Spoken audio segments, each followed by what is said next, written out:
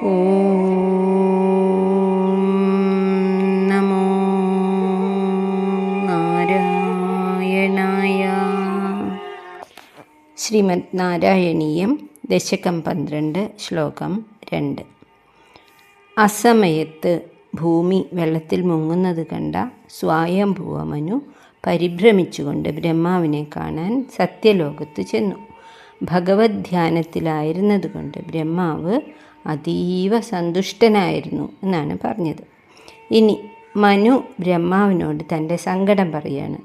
അപ്പോൾ ബ്രഹ്മാവ് തനിക്ക് എപ്പോഴും ആശ്രയമായിട്ടുള്ള ഏതൊരു പ്രശ്നത്തിനും ഏക പരിഹാരമായിട്ടുള്ള ഭഗവാന്റെ പാദങ്ങളെ ഏകാഗ്രമായിട്ട് ധ്യാനിച്ചു.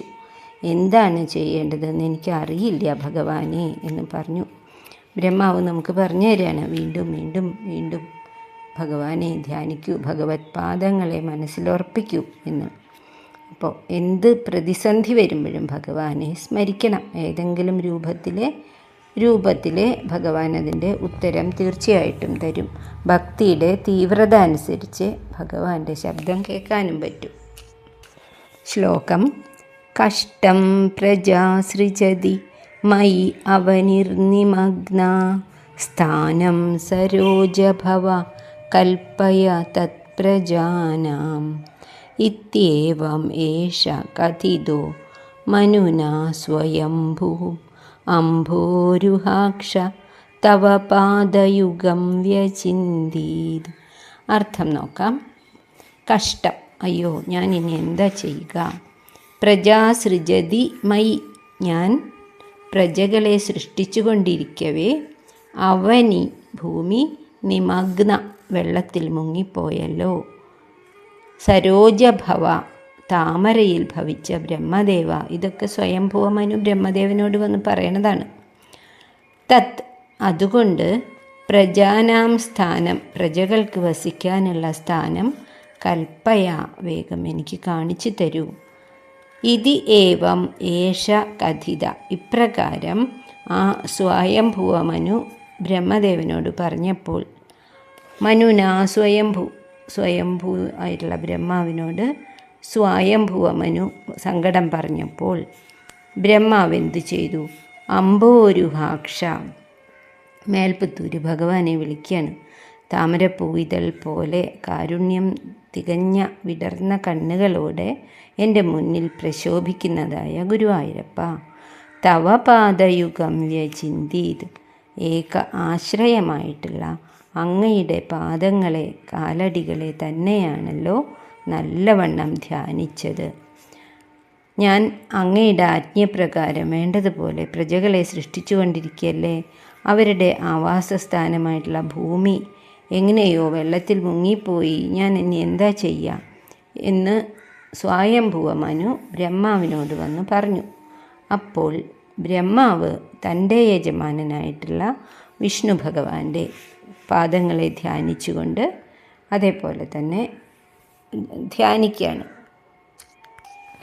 കഷ്ടം പ്രജാ സൃജതി, ഞാൻ സ്വയംഭുവ മനു പ്രജകളെ സൃഷ്ടിച്ചു കൊണ്ടിരിക്കെ മയി അവനിർനിമഗ്ന, ഈ ഭൂമി ഇതാ മുങ്ങിപ്പോയി.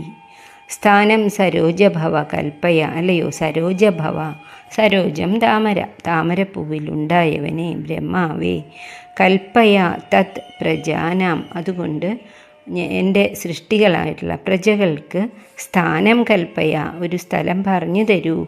ഇതി ഏവം ഇപ്രകാരം ഏഷ കഥിതോ, ആ സ്വയംഭുവ മനുവിനാൽ പറയപ്പെട്ടപ്പോൾ മനുനാ സ്വയംഭുവായിട്ടുള്ള ബ്രഹ്മാവ് അംബോരുഹാക്ഷ, അല്ലയോ എൻ്റെ ഗുരുവായൂരപ്പ, തവ പാദയുഗം വ്യചിന്തീത്, ഏക ആശ്രയമായിട്ടുള്ള അങ്ങയുടെ കാലടികളെ തന്നെ ധ്യാനിച്ചുവല്ലോ.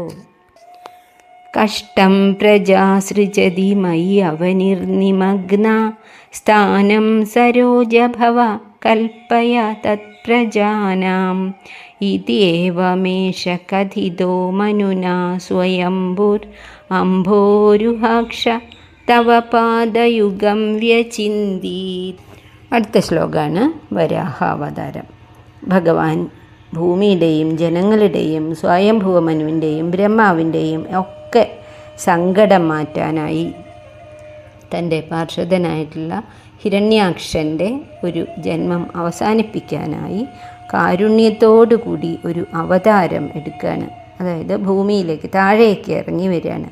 അത്ഭുതകരമായിട്ടുള്ള വരാഹരൂപം സ്വീകരിച്ചുകൊണ്ട് ഭഗവാനെ രക്ഷിക്കണേ എന്നുള്ള ബ്രഹ്മാവിൻ്റെ പ്രാർത്ഥനയ്ക്ക് ഉടനെ പരിഹാരം കിട്ടുന്നു. വരാഹം എന്ന് പറഞ്ഞാൽ പന്നി, സൂക്കരം, കോലം, അതൊക്കെ പന്നിയുടെ പര്യായങ്ങളാണ്.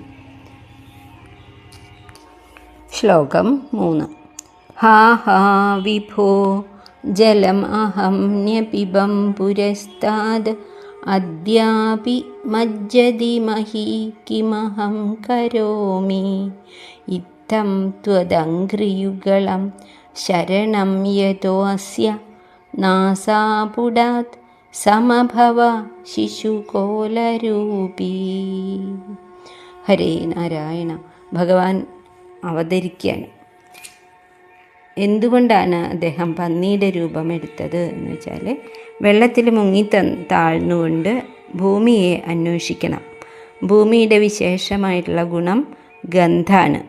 ഗന്ധം ഏറ്റവും ശക്തിയായിട്ടുള്ള ഒരു ജീവിയാണ് പന്നി. മാത്രമല്ല അതിനെ ഉയർത്തണം. അപ്പോൾ തേറ്റ കൊണ്ട് അതിനെ മണത്തിങ്ങനെ പൊക്കാനും കൂടിയിട്ടാണ് ഈ പന്നിക്കുട്ടിയുടെ രൂപം സ്വീകരിച്ചത്. വന്നത് തന്നെ ഇവിടുന്ന് ബ്രഹ്മാവിൻ്റെ ഗന്ധത്തിനുള്ള ഇന്ദ്രിയമായിട്ടുള്ള മൂക്കിൽ നിന്നാണ്. ബ്രഹ്മാവിൻ്റെ ഹൃദയത്തിൽ പ്രത്യക്ഷപ്പെട്ട ഭഗവാനോട് ബ്രഹ്മാവ് പറയാണ്. അങ്ങനെ ധ്യാന രൂപത്തിലിരുന്ന ബ്രഹ്മാവിൻ്റെ ഹൃദയത്തിൽ ഭഗവത് രൂപം പ്രത്യക്ഷമായി. ഹാ ഹാ വിഭോ, ഭഗവാനെ സർവശക്ത, കഷ്ടമായി തീർന്നു ഭഗവാനെ ഇപ്പോഴത്തെ കാര്യം. അഹം പുരസ്താദ് ജലം ന്യപിബം, മുൻപ് തപസ് കാര്യമായിട്ട് ചെയ്തുല്ലോ ബ്രഹ്മാവ്. അതിൻ്റെ ഒടുവിൽ ഞാൻ ജലം ന്യപിബം, വെള്ളം മുഴുവനും ഞാൻ കുടിച്ചതല്ലേ. അദ്യ അപി മഹിമജ്ജതി, എന്നിട്ടിതാ ഇപ്പോൾ വീണ്ടും ആ വെള്ളം വരുന്നു. ഭൂമി അതിൽ മുങ്ങി താഴുകയും ചെയ്യുന്നു. അഹം കിം കരോമി, നമ്മളെപ്പോഴും ചോദിക്കേണ്ട ചോദ്യമാണ്. അഹം, ഞാൻ കിം കരോമി, ഞാൻ എന്താണ് ചെയ്യേണ്ടത് ഭഗവാനെ? ഇപ്രകാരം ബ്രഹ്മാവ് ചിന്തിച്ചപ്പോൾ എന്തുണ്ടായി? ത്വത് അംഘ്രിയുഗളം, അവിടുത്തെ പാദപത്മങ്ങളെ തന്നെ ശരണം പ്രാപിച്ച ബ്രഹ്മാവ് ശരണം യഥ, ശരണം പ്രാപിച്ചുകൊണ്ടിരിക്കെ നാസാപുടാത്, അസ്യ നാസാപുടാത്, ആ ബ്രഹ്മാവിൻ്റെ മൂക്കിൻ്റെ ദ്വാരത്തിൽ നിന്നും സമഭവ, ഉദ്ഭവിച്ചു, ശിശുകോലരൂപി, ഒരു പന്നിക്കുഞ്ഞിൻ്റെ, ചെറിയ ഒരു കാട്ടുപന്നിക്കുട്ടിയുടെ രൂപത്തിൽ ഭഗവാൻ നാരായണൻ പ്രത്യക്ഷപ്പെട്ടു. ബ്രഹ്മാവ് ഭഗവാനെ ധ്യാനിച്ച് തൻ്റെ വിഷമം അറിയിച്ചു. ഞാൻ പണ്ട് വെള്ളം കുടിച്ചതല്ലേ മുഴുവനായിട്ടും, ഇപ്പോഴും എന്താ ഇങ്ങനെ വരാൻ കാരണം, ഞാനിനി എന്താ ചെയ്യുക എന്നുള്ള സങ്കടത്തോടു കൂടി ശരണാഗതി തേടിയപ്പോൾ ഭൂമിയെ രക്ഷിക്കാൻ, സകലരുടെയും സങ്കടങ്ങൾ തീർക്കാനായിട്ട് അത്യത്ഭുതകരമായിട്ടുള്ള വരാഹ രൂപമാണ് ഭഗവാൻ സ്വീകരിച്ച് ഇറങ്ങി വരുന്നത്.